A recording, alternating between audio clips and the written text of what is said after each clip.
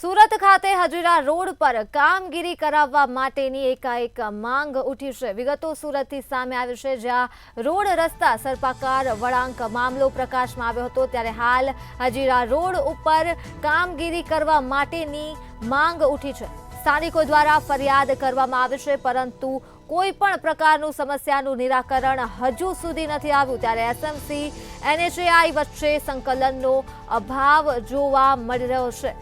હજીરા કાંઠાના લોકો ખૂબ જ પરેશાન થઈ રહ્યા છે। ત્યારે કાંઠા ગામના રહેવાસીઓએ ચીમકી પણ ઉચ્ચારી છે। કઈ રીતનો વિરોધ છે અને શું માંગણી?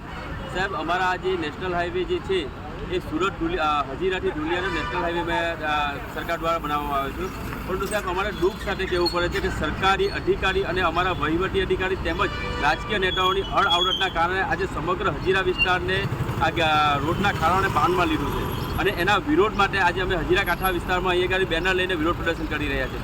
સાહેબ, હજીરા વિસ્તારમાં આ જે આપણે સર્કલ પર ઊભા રહ્યા છે, આ સર્કલ પર સુરત મહાનગરપાલિકા દ્વારા છેલ્લા 2 વર્ષથી NOC ન આપવાના કારણે આજે ઓવરબ્રિજ નથી બન્યા અને એના કારણે સમગ્ર હજીરા કાંઠા વિસ્તાર હેરાન થઈ રહ્યો છે। માંગણી શું આગળ?